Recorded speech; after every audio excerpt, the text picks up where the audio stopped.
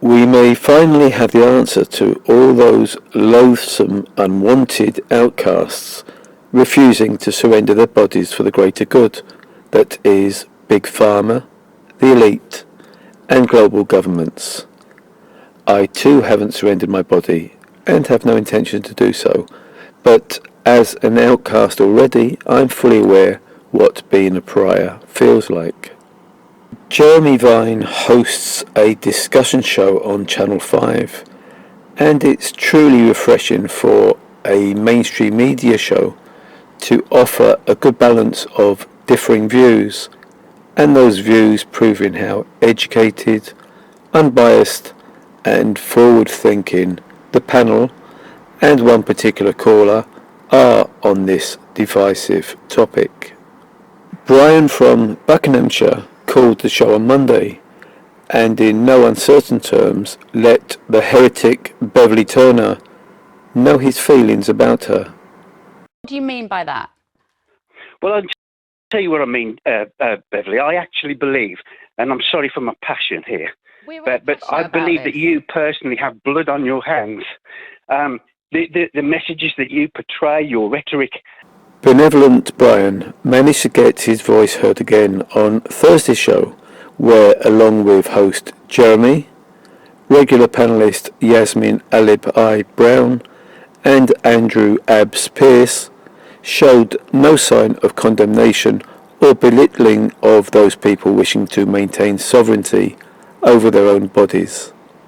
Now, I have a lot of sympathy with what they're going to do in Austria, because I cannot understand for the life of me why people believe this rubbish on the internet, the anti-vax propaganda. It is deranged. We know there's figures from the Office of National Statistics that say, what is it? You're 32,000 times more likely to die if you've not been double jabbed from COVID. There's no possible reason, unless you've got underlying health symptoms, not to have the jab. But my worry about doing it is, how do you enforce it? Do you stop everybody in the street? Who's going to stop people in the street? We don't have enough police officers on the beat anyway. So how would you make it work in Britain? Well, you'd do it through snitches, wouldn't you, Storm? That worked. Makes me uneasy. It worked in lockdown. We had people saying, "Get round, we can hear a karaoke." Yeah.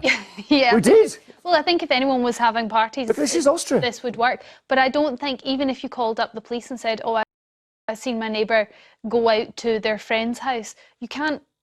Like, there's no proof of that if they end up back at their house. Well, yeah, but the thing is, so what the police do is they do spot checks. Right. So when you're at shopping, you might see an officer, and the officer says, "Show me your card." Yeah. Now, if you want to risk having a fake card, you can do it, but you'd be in a lot of trouble. But then what happens if you break the rules? Are they going to imprison them in Austria? Fine them? There's a question. In France, well, there was only one. Prisons full of unvaccinated people. Sorry. In France, in Paris, there was only one person who was unvaccinated on the platform, and a security guard came up and said, "I don't know, that'll be 192 or 162 euro fine."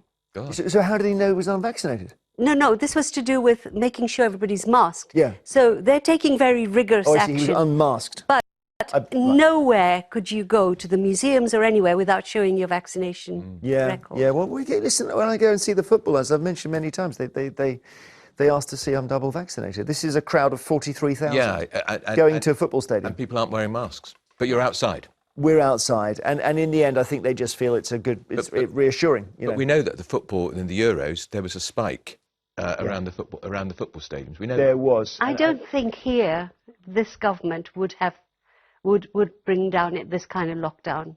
The public opinion would. If things went worse, I don't know. I think people are a bit intolerant of the anti-vax crew. Storm. We're going to speak to Brian from Buckinghamshire first on the phone, who agrees with Yasmin.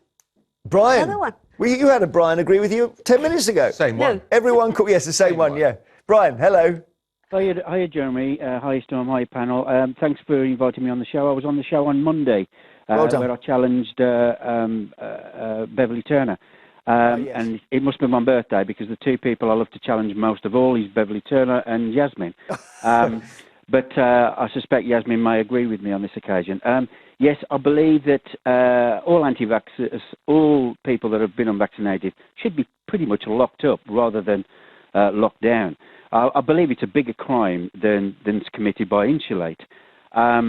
Personally speaking, I have lost 18 friends, close friends, and work colleagues through the COVID 80? pandemic. Me and my partner spent an hour in Westminster not too long back writing the names of those that we'd lost on the COVID memorial wall. And I was actually one of your studio participants just before the lockdown at Christmas 2009. Were you, Brian? Right, okay. Well, that has obviously affected us here in many ways. I'm very sorry to hear about your loss, but you actually seriously think you should lock them up, people who aren't vaccinated? This is insane. It really is insane. And this pathogen is going to continue to circulate around the population until radical measures are put in place.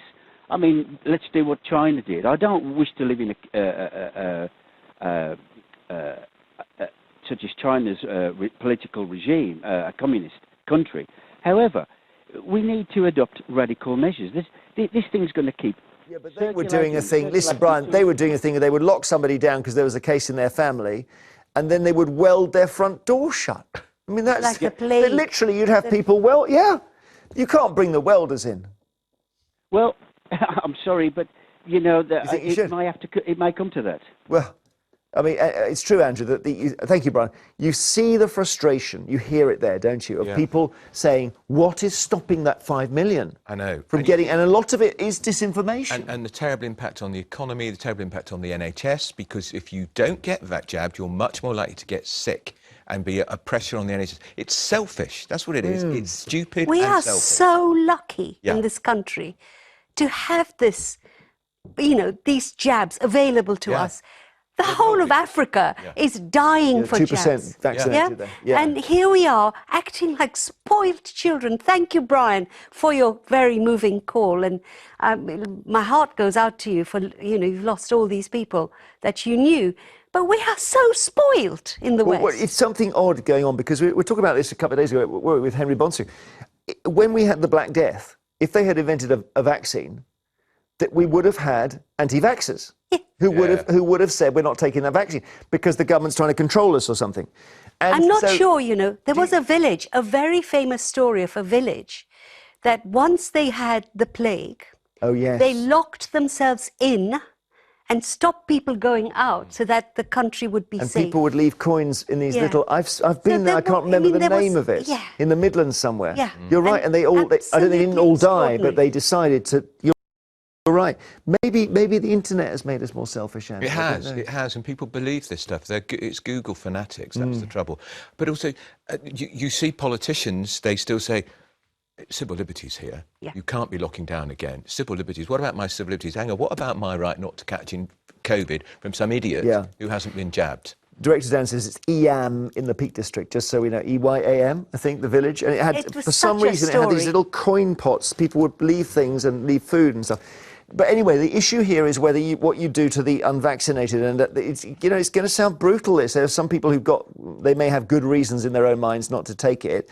Would you force them to be locked in?